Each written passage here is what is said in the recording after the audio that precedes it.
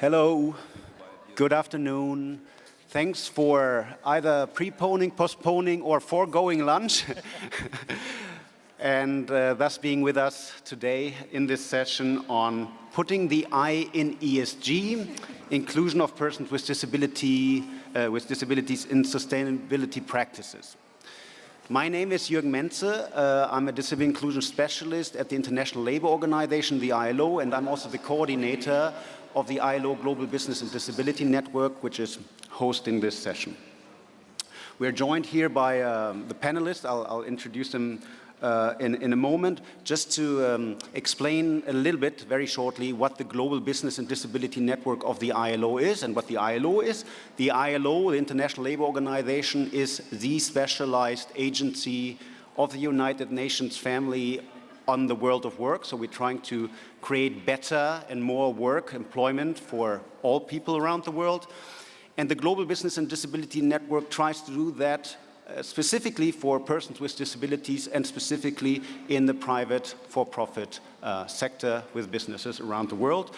We currently have more than 40 multinational enterprises in this network. Two of the networks are also represented here, Capgemini with Karine, Vasselin, Vice President, Group Diversity and Inclusion. Then we have Florian, Koemm, General Counsel, Africa, Middle East, and Head of Legal and Compliance Operations, Siemens Energy. So Capgemini, Siemens Energy, two of our more than 40 multinational enterprise members. Then on this panel, we also have Maher, Founder and General Partner, Samaritan Partners, and Giulia Faedo. She's a Sustainability Reporting Manager at the European Financial Reporting Advisory Group. You might know them more as EFRAG, the acronym.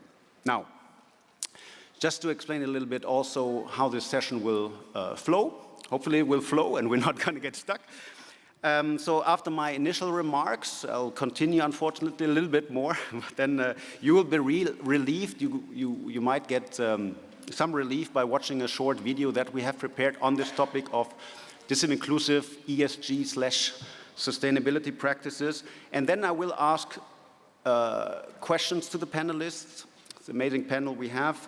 The first round will be a personalized question to each of the panelists, and then we have a second round of questions, which is a comment question. And after that, we hope to have about 15 minutes, 10 minutes for questions from you, sitting here, because we want to hear from you what you think, what you're curious about, and what you're doing maybe on this topic of disability inclusive ESG. Now, just on this topic,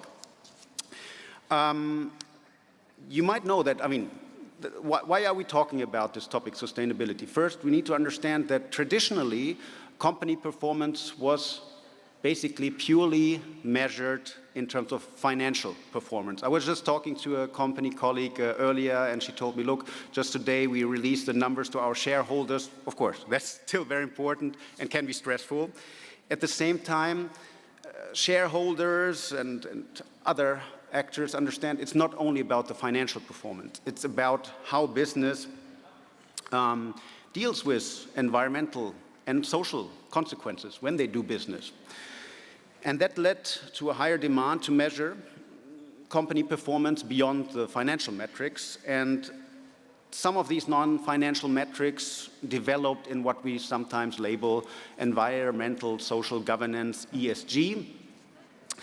And investors use ESG frameworks as a way to evaluate risks. So it's more of a risk management framework, whereas companies also then try to improve through ESG frameworks their long-term sustainability and ethical impact. The challenge we have with the acronym ESG, Environmental Social Governance, is that there's not a globally applicable definition of it. So the lack of a very clear definition at global level can, of course, also provide risks in how actors use it. It can open doors for greenwashing, for purple washing, using purple as a color of the disability rights movement. But nonetheless, we tried, as Global Business and Disability Network, to make sure there is an accountability framework, so to say, when companies work on ESG, sustainability issues. And not only that, we launched at our global conference in November at the ILO headquarters in Geneva, we launched a business leaders pledge on inclusive sustainability efforts. 9 leading company members, top managers in leading companies in our networks have already signed this pledge, committing to do better in this nexus of disability inclusion, sustainability, ESG. It's an open-ended commitment. Any company that is already part of our global business and disability network can sign this pledge. And to help these organizations that pledged to do better on disability inclusion and sustainability, we tried to help them with a technical guide that we launched also in November last year. And just also to a shout out to my colleague Beatrice, who will be sitting here somewhere. She will explain more about the guide we launched in November and the Business Leaders Pledge this afternoon at 5 p.m. in this session on ESG. Now, a little bit of what I said, we will now see in a 2-minute video, not too long, and then we'll finally get to the opportunity to pick the brains of our amazing panel. So please go ahead with playing the video, if it's possible. The value of environmental, social, and governance (ESG) assets worldwide is expected to surpass $40 trillion by 2030. The inclusion of persons with disabilities is becoming central to ESG practices and sustainable business strategies. The World Bank promotes the concept of return on disability, showing that disability inclusion gives companies a competitive edge and improves financial returns. Disability inclusion is crucial to the social pillar of ESG frameworks, but it should also be integrated into the environmental and governance pillars. Key stakeholders, companies, rating agencies, and investors are vital in incorporating disability inclusion into ESG strategies. Companies are encouraged to recognize both the financial and social impact of disability inclusion. This double materiality strengthens long-term resilience. Rating agencies need clear definitions and consistent scoring methods to include disability in their assessments. Investors are seeking more disability-related key performance indicators, such as data on workforce representation, especially at the board and senior management levels. The ILO Global Business and Disability Network offers practical guidance in its report, Putting the I in ESG, Inclusion of Persons with Disabilities as Strategic Advantage of Sustainability Practices for Corporates and Investors. The guide proposes 10 key performance indicator areas, aligned with global and regional sustainability standards, including the United Nations Sustainable Development Goals and European Sustainability Reporting Standards. These key performance indicators address areas such as workforce diversity, workplace accessibility, and customer satisfaction. Disability inclusion presents a strategic opportunity for companies and investors. Embracing it leads to a socially just and sustainable future. So this is a video we launched in November, and you can find it also on YouTube if you want to rewatch it. It gives a bit of the overall context of also our discussion today. So, as I mentioned, we'll now engage the panelists in the first round of questions. And Karine, very happy to have you with us. So Karine, at first, congratulations. I heard you're going to win a zero. I mean, you and your company will win a Zero Project award later today. So congratulations also. Capgemini is not only a member in the Global Business and Disability Network Steering Committee, your CEO, Capgemini CEO, was also one of the first ones who signed the pledge I was talking about, this inclusive sustainability efforts. So, and thanks for that, pushing that. So how does this leadership at the highest level of your company, Capgemini, change the way you work on sustainability issues, and what are the concrete actions Capgemini taking in this area?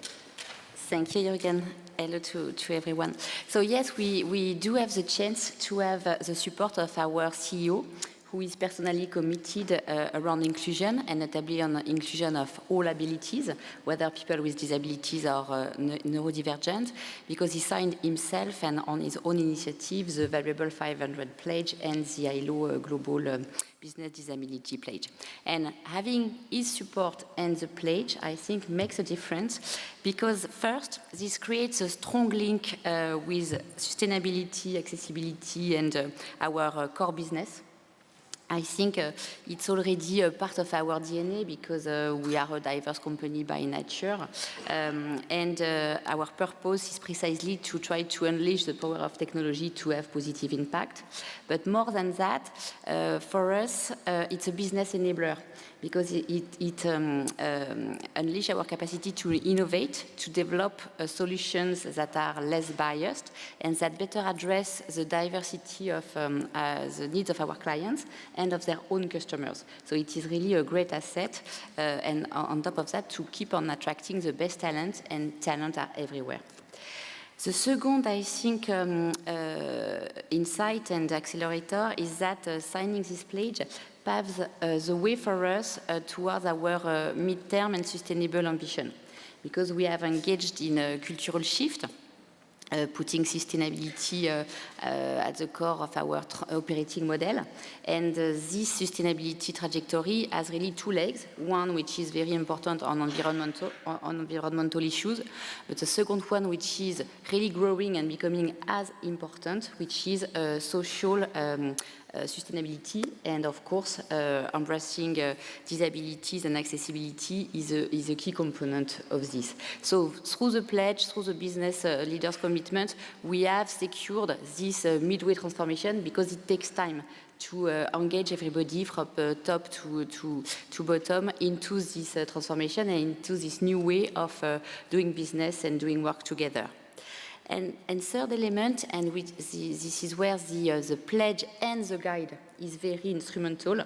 It really gives us a very detailed framework to address accessibility and disability inclusion into a very organized and structural way, because we have to have a kind of a 360 approach. So once again, it starts by governance, and we have, for instance, appointed in France a disability business SPOC in every business unit. Then it goes with developing this accessibility roadmap and addressing all aspects in the company, trainings, communications, workplace, of course, and digital accessibility, because we work a lot with software and apps. As Neil was mentioning in the previous panel, the supply chain, the discussions we're having with our supplier are very important too, because they contribute to this overall sustainable roadmap and accessible roadmap.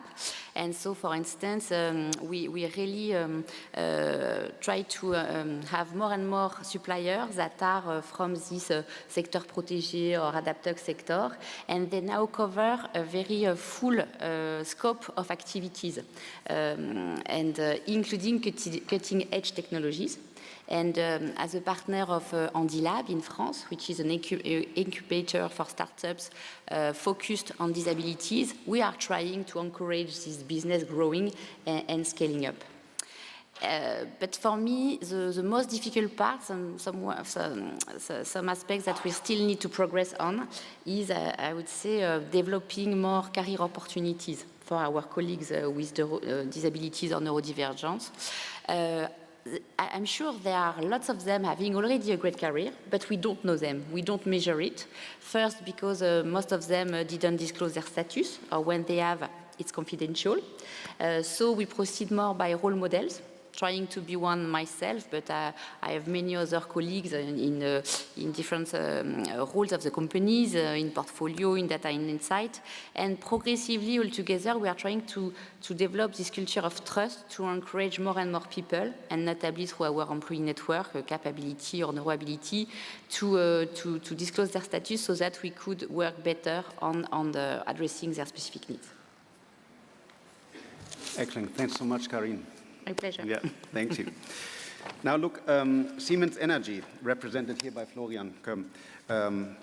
Florian, you're representing the company that is also part of the ILO Global Business and Disability Network, and Siemens Energy was one of the first companies that has used the self-assessment tool that we have for free online in several languages to assess where most pressing gaps are in a company, corporate context when it comes to disability inclusion.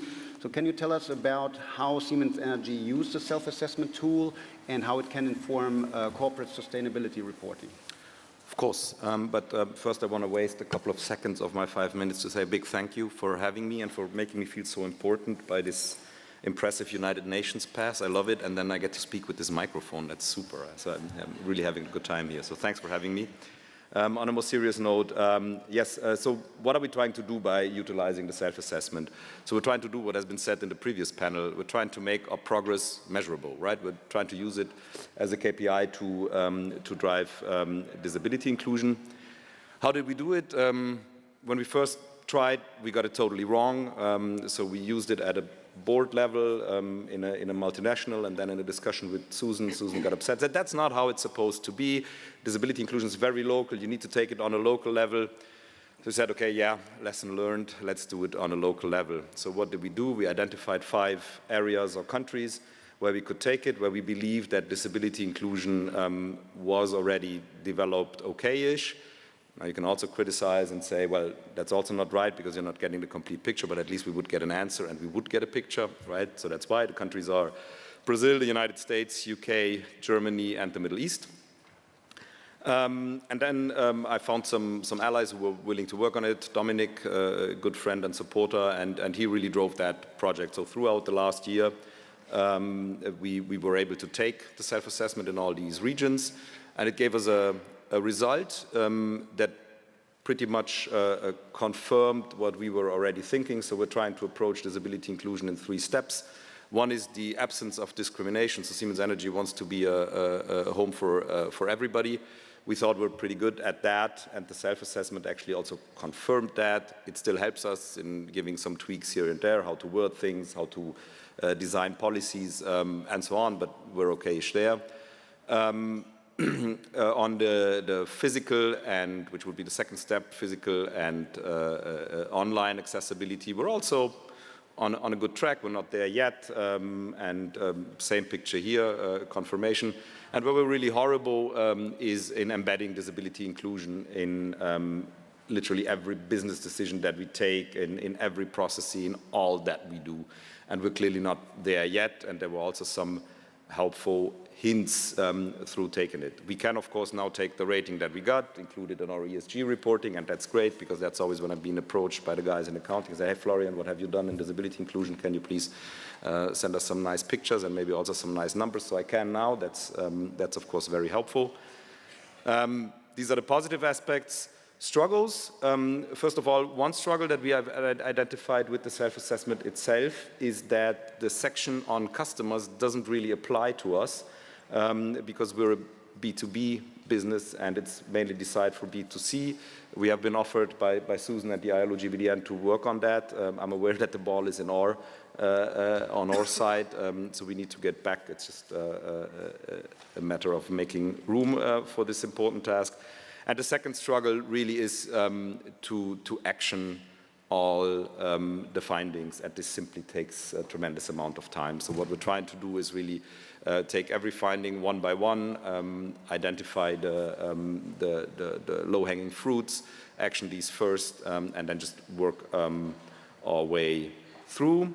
Big question that remains is, when shall we take it again? So the initial thought was to do it every year. My personal belief is it will be too early to do it year over year. We will, the time that it takes to action all the items is just too long, so we will not see a significant difference compared to last year. So my thought is that we probably have to move this to take it every 2 years, otherwise we will only generate frustration, which is not what we're trying to accomplish. Thanks. Thanks so much, Florian. Now, if Florian's remarks made you more curious about the self-assessment tool, please check it out on the website of the Global Business and Disability Network, businessanddisability.org. It's free of charge, can be applied, can be used by any company around the world, independent of jurisdiction. It gives you a nice overview of where the most pressing issues are, the gaps, and it's an internal management tool. It's very nice of Florian to share some experiences, but you don't have to do that. As a company, you can just apply it and keep it to yourself. We're, of course, always happy to hear how it worked for you and what you learned from it. Now, moving from our company members in the Global Business and Disability Network to our allies and partners, Chris. So you're representing basically the investors community in this panel, and last year I mentioned the guide earlier, and Karine also thanks for referring to the guide on inclusive sustainability/ESG issues. It's targeting not only companies but also investors. So can you share a little bit more about what your company, Samaritan Partners, does, and why investing in disability promotes corporate sustainability? Sure. Thank you, Jürgen, and thank you to Zero Project, excuse me, for inviting me to join the panel today. Quick description for me: I'm a middle-aged male with blonde hair that's getting a little grayer every day, and I'm wearing a pink shirt and a navy blue suit. Quick background on me and Samaritan. So Samaritan Partners is a social impact venture capital fund that invests in the disability sector. My background is actually operational. I spent the last 25 years as an operator and a multi-time CEO of a variety of VC-backed companies. And in parallel to that, for the last 20 years, my wife and I have raised two beautiful daughters, both of whom live with disabilities.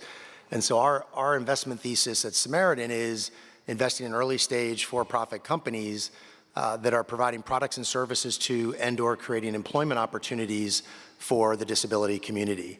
The companies that we typically invest in are building products and services that they would sell into larger corporations or would be very disruptive and compete with those same corporations.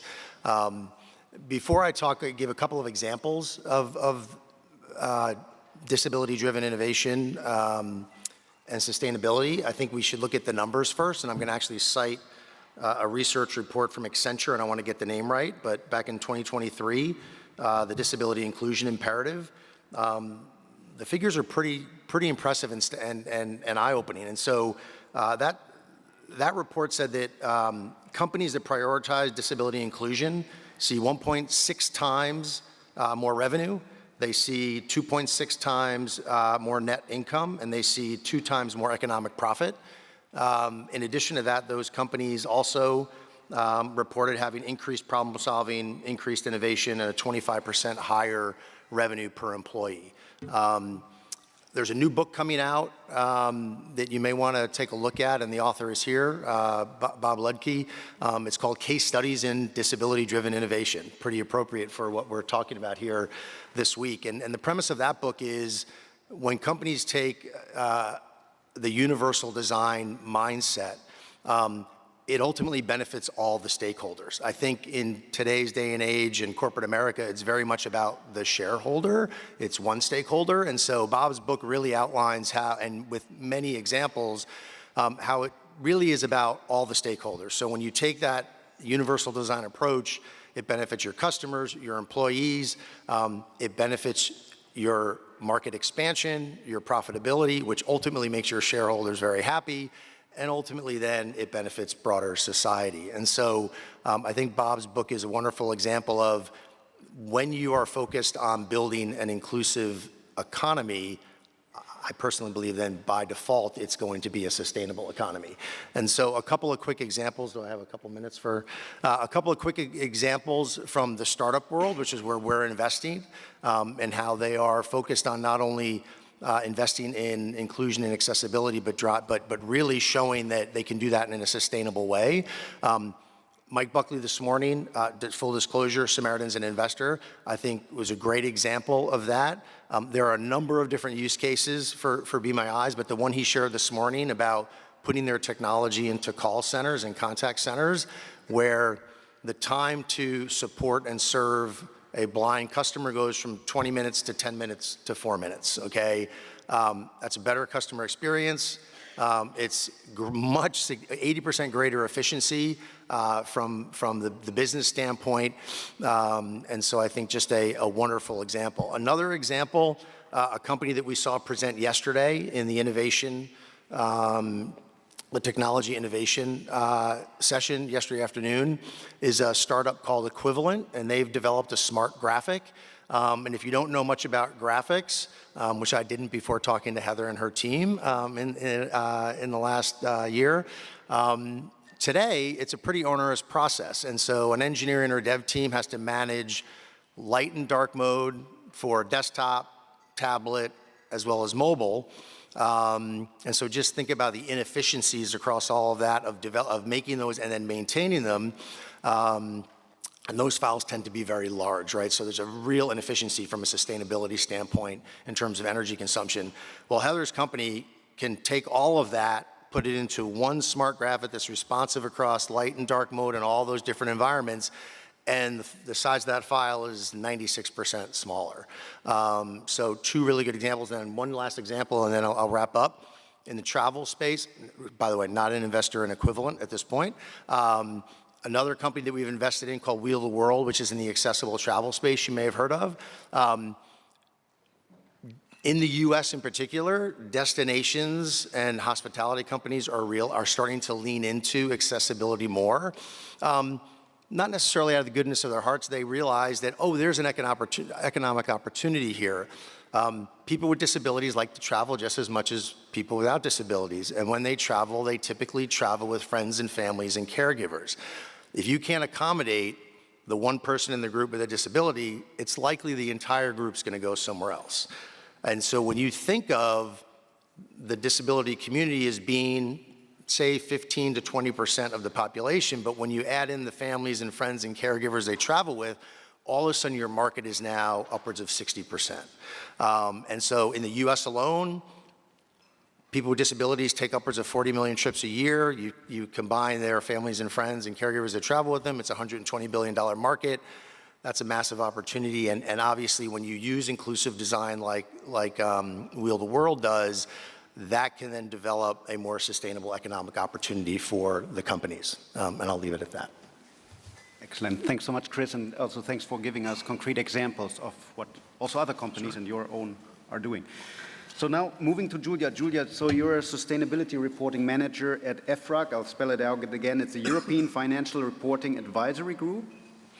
And we're looking at the European level and the Corporate Sustainability Reporting Directive, CSRD, another acronym, of the European Commission. Mandates EFRAG, your organization, to also advise on the European Sustainability Reporting Standards, ESRS, another acronym. So what are so coming back to the last acronym now, what are the ESRS, so the European Sustainability Reporting Standards, and how are they relevant to disability inclusion in companies in and outside Europe? Thank you. So thank you for the invitation. It's a pleasure to be here. My name is Giulia. I'm Italian. I'm wearing the classy blue tailleur, but I'm very happy I'm wearing green shoes. So starting from the Corporate Sustainability Reporting Directive, it sets a mandatory sustainability reporting regime for large companies in Europe, and it mandates the use of the so-called ESRS, European Sustainability Reporting Standards. Key objectives are to ensure transparency and accountability while helping companies in playing a leading roles towards a more sustainable economy. The adoption of the ESRS, common European standards, tackle the big issue of the sustainability data quality, because with the standard in place, so large company will have to publish sustainability report using common European standards, we will have reliable information, comparable information, and verifiable information on the company's sustainability performances. ESRS is a comprehensive system for sustainability reporting based on the so-called double materiality analysis, which allows companies to identify their own impacts, risks, and opportunities. We have the impact materiality that identifies impacts, companies' impacts on the planet, on the people, on the society, and we have the financial materiality, which allows companies to be aware, to identify of the risks and opportunities that are coming from sustainability matters in the short, medium, and long term. The standards, the ESRS, they cover a full range of environmental, social, and governance matters, focusing on social, where disability is mainly tackled, Social standards are clustered in 4 different stakeholder groups. We have own workforce, S1, workers in the value chain, S2, affected communities, S3, and consumers and end users, S4. These 4 stakeholder groups, I don't want to be too technical, but I really want to explain a bit the structure. So these 4 stakeholder groups, they represent the first layer that we called topic level. Then we have 2 more layers because each topic is disaggregated into different subtopics. And again, 3rd layer, each subtopic is disaggregated into different subtopics. This map of topic, subtopic, and subtopic, which is consistent for environment, social, and governance, is a map, is a list that guides companies in identifying their own sustainability matters and therefore impacts, risks, and opportunities. So for own workforce, staying social, S1 own workforce, one of the subtopics, 2nd layer, is the equal treatment and opportunity for all. And then this subtopic is split into different subtopics, and one of them is the employment and inclusion of persons with disability.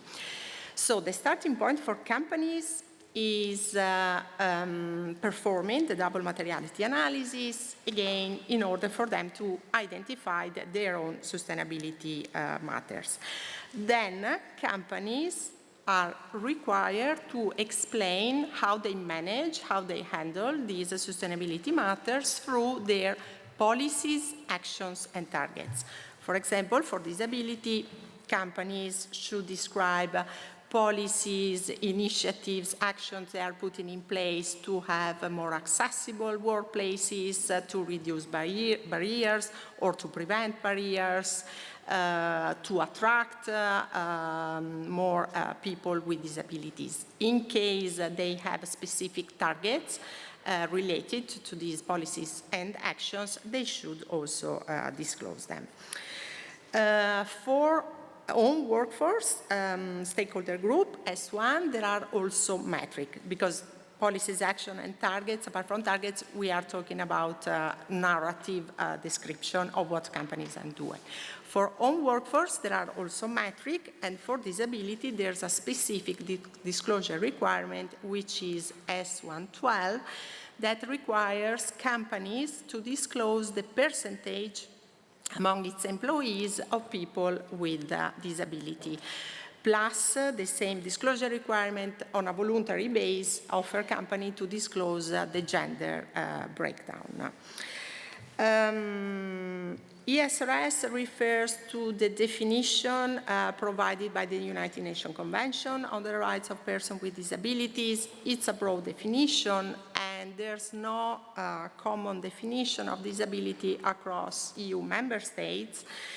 And during the development process of the ESRS, with major stakeholder involvement and many discussions, several countries raised concerns related to the data collection. And so that's why the disclosure requirement S112 has a caveat which says companies shall disclose the percentage of people with disability with its own employees, subject to legal restriction on the collection of data. So the core is represented in S1, and again, this specific disclosure S112. But then ESRS refers directly or indirectly to disability in other parts. For example, staying in S1, there's also a disclosure requirement about social protection for employees in case of loss of income due to unemployment because of an injury or because of an acquired disability. The company should also disclose how it engages with vulnerable workers, people with disability being part of this category. Companies should also disclose incidents, complaints related to human rights. So here, for example, we are talking about discrimination cases based on the ground of disability, and staying social, but in the end users and consumers stakeholder group. For example, a company should disclose how it engages with the consumers and end users about impacts. And here, for example, we are talking about how the company engages with consumers and end users in order to have product and services more accessible. Disability is also tackled in the governance pillar because there's a disclosure requirement on the composition and diversity of the board, of supervisory body, management bodies. The focus is on gender, but the disclosure requirement says gender plus any other aspect of diversity that the company can consider, and disability could be one of these aspects. Just to share that it was a challenging, long process that brought ESRS to life, many stakeholders involved, and there has been an intense discussion about having companies to disclose on some topics regardless the outcome of the double materiality in a compulsory way. And own workforce was a big component of this discussion. The final outcome, the final decision was to leave up to the companies to decide which are their own sustainability matters. But even before the ESRS, I mean, we saw own workforce, employees' well-being in general as always being considered material by companies. And so we expect to see companies, when they say own workforce is material, they inevitably will have to tackle all the aspects related to the own workforce, and therefore disability will be included. Last week, you might have heard the Commission released the so-called Omnibus Simplification Package, which will affect the Corporate Sustainability Reporting Directive together with the Due Diligence Directive and the Taxonomy. The most important thing is that the Commission state clear Green Deal objectives are there and they will still there. What most likely we are going to see is what will change will be the speed, basically. So we will see simplifications and some reductions for companies with more than 1,000 employees. The proposal will have to be discussed at the council level, at the parliament level. It will take some time, but that's... And I just want to conclude, if I had 30 seconds, that 20. regardless the outcome of the Omnibus Directive, what will stay is the strategic value of the sustainability reporting and the double materiality analysis, because having companies that will have to think about their own impacts, risks and opportunities in the short, medium and long term will force companies to become more resilient, to gain skills in order to cope better with the dynamic and interconnected challenges we are facing every day.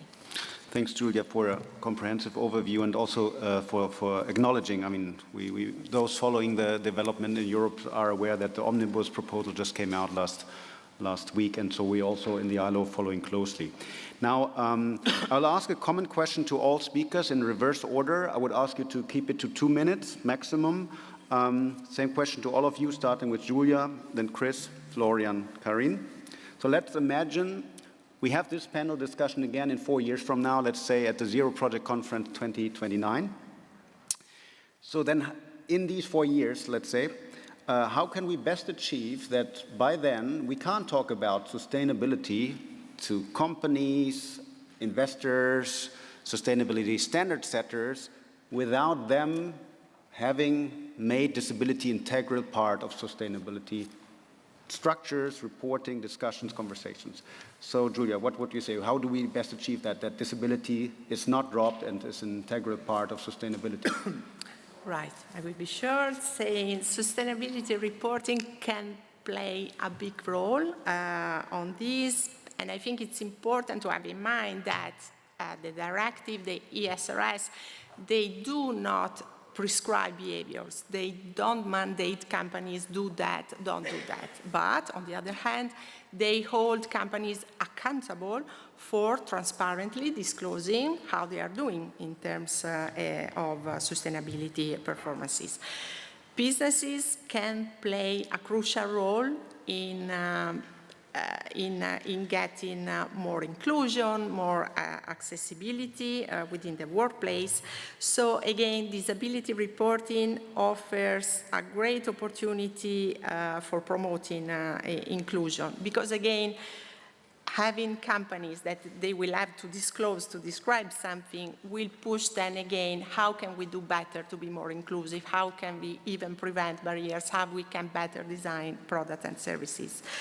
And transparency reporting, as I said, also strength company resilience. As a standard setter, I would say we obviously follow the different topic. We know it's an evolving concept, language has changed, definition might change, and so it's also possible that the specific disclosure requirement will change.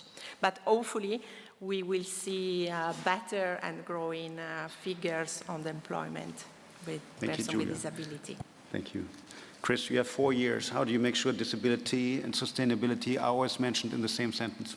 I think from an investment or investor standpoint, we need more private capital to come to this part of the market. I think historically, from my perspective, the disability community has largely been supported by nonprofits and charities and local and federal government, and that's wonderful, and they do amazing things, but there are limitations to how much they can elevate the community. And there's a very unique opportunity right now and into the future for private capital to come into this area of the market to really provide that catalytic capital and operational assistance and expertise for early stage companies that are doing amazingly innovative things, and then to also partner with the nonprofit sector and the local and federal government to really then elevate the community to where it needs to get to, because it's not there today. And so I think that's a really important role for Samaritan to play, in addition to returning social and financial returns for our investors, but to also attract private capital that's not looking at the disability sector today. Great, thanks a lot. Florian, so how do we do this? Disability, sustainability, one thing, almost. Yeah, I think the most important thing is to get everybody to the table, right? So the question is not who's in the room, but who's not in the room yet. Who's in the room? You see Google, you see Apple, you see Bayer, Sanofi, you see Vodafone. And that's not only here, that's all around disability inclusion. What do they have in common? They're all B2C companies. So what Mike mentioned earlier, the story, it's as much about dollars as about human rights, works relatively easy for them. It's relatively easy to make case that, hey, if you're disability inclusive, you sell more products, right? So who's not in the room? It's Mitsubishi, it's ABB, it's Lanxess. It's all the big B2C hardware companies. Why?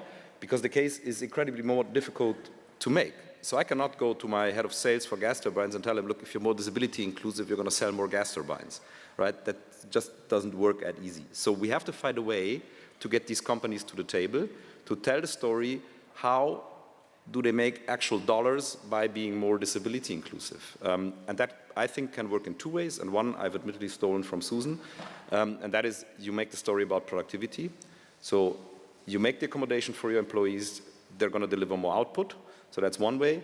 The other way is disability inclusion is going to help you win in the war for talents and make you more successful. So that would be my hope, that 2029, everybody's sitting at the table.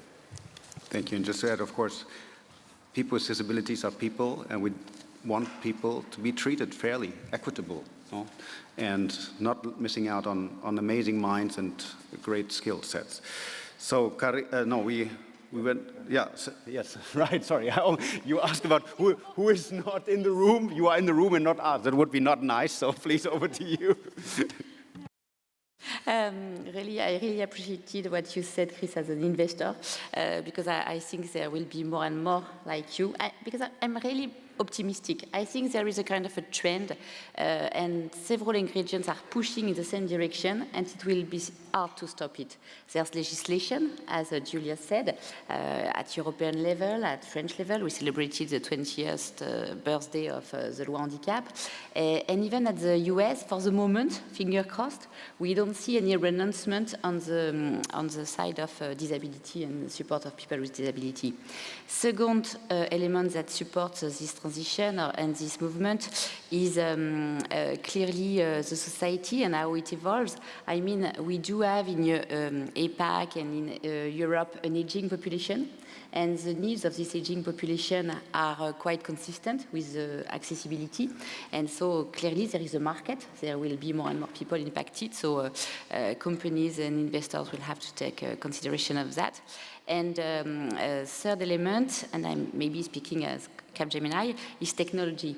Because we know that a lot of first designed assistive technologies have become mainstream.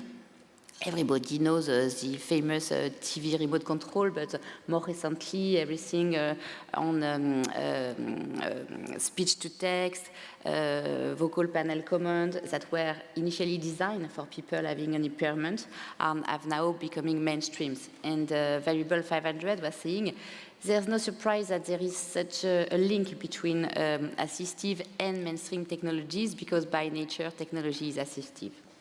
So all the ingredients, I think, go towards the same direction. Great, thanks a lot. Now we have about 10 minutes for Q&As with you in the room here. So I think there are colleagues from the Zero Project who would be able to walk around. So make yourself known. If you have a question to the panelists, maybe you just state your name, your organization, and to whom the question is posed, either to all of them, a subset, or an individual. I already see one person raising their hand there. Maybe just take the floor. Are there, not sure if you can just unmute, sorry.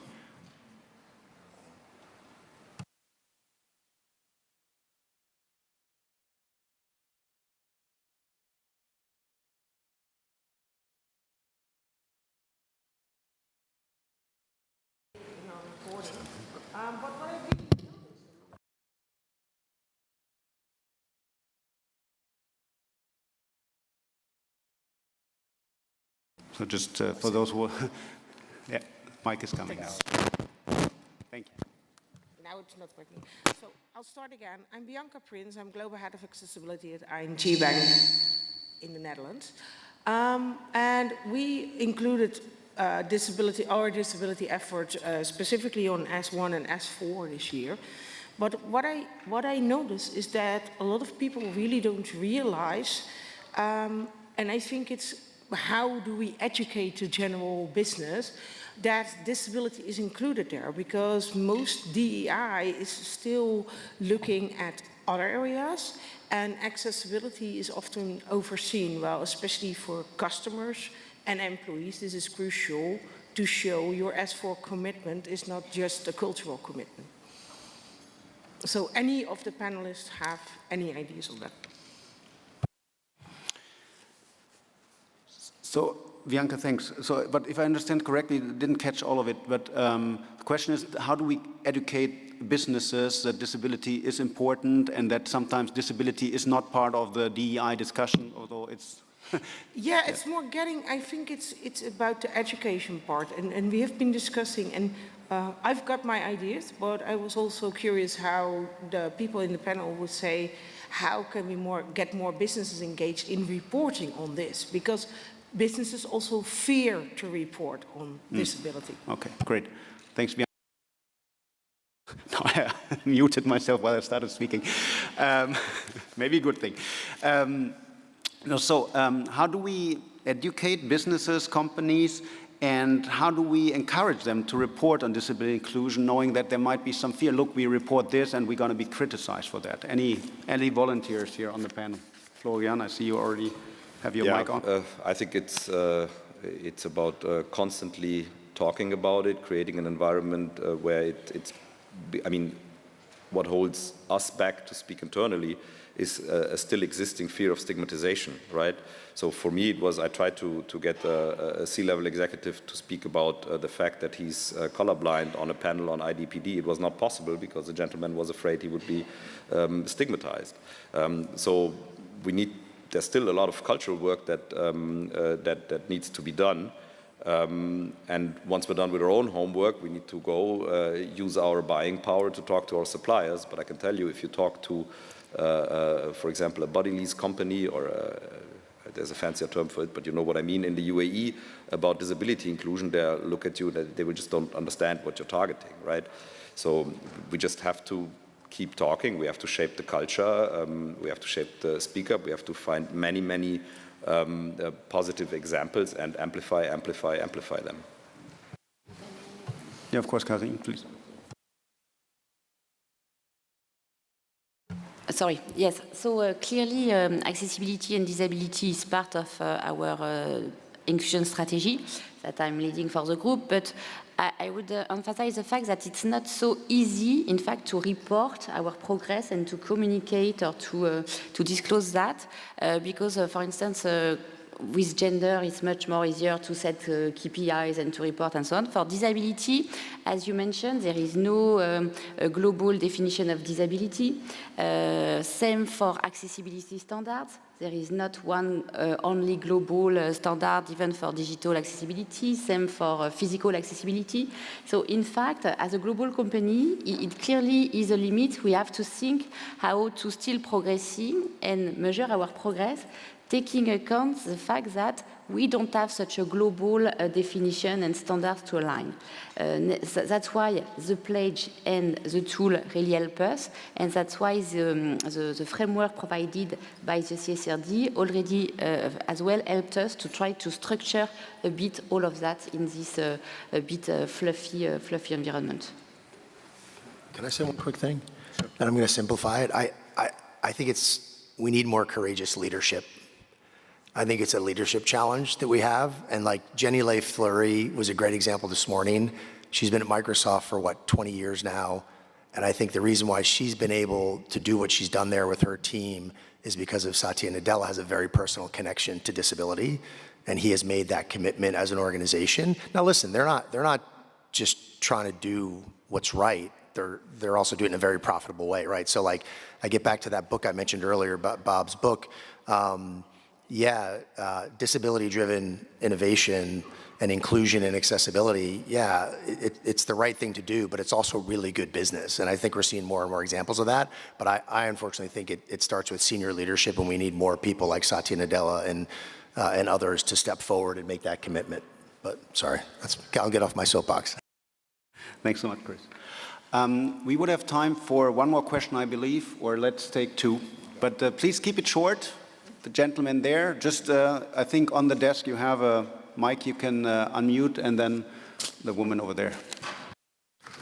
Yeah, thank you. I'm Emil Vuningabo. I'm from Rwanda. I just want to ask a question about the use of the self-assessment tool.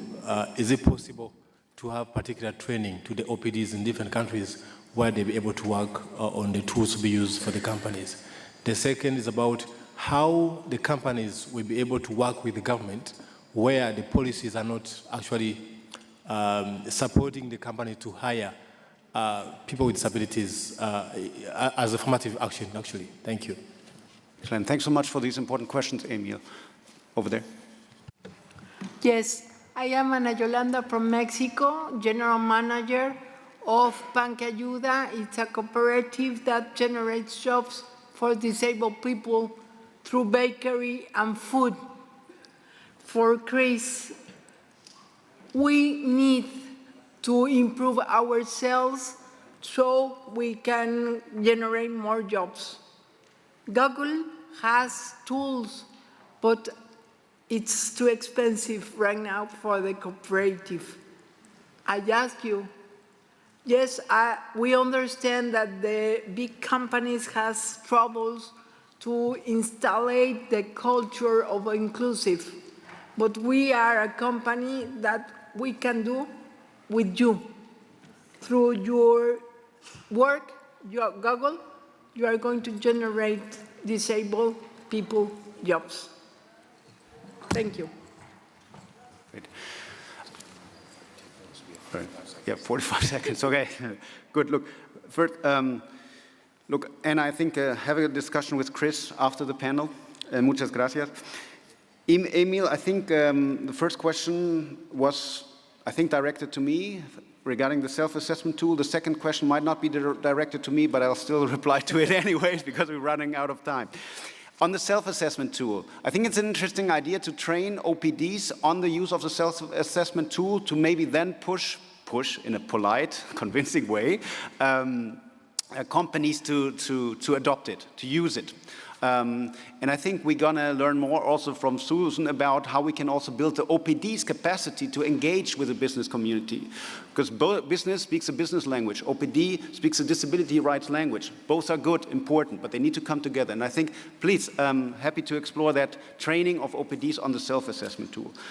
On businesses working with governments still having not addressed in certain countries laws, public policies that discourage even the employment of persons with disabilities.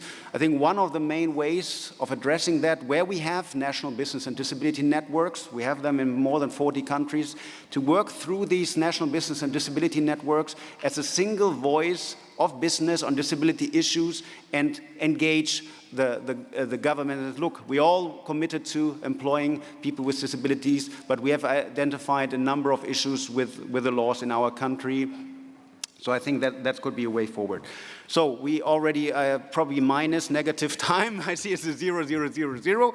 But thanks so much. I think it's important to have these conversations, especially at a time when we see a global backlash against issues of inclusion, human rights, affirmative action. So I think we want to be on the right side of history. So thanks so much for fighting the good fight, and we will definitely continue this discussion, and we're here to support and enable allies to do the same. Thanks so much.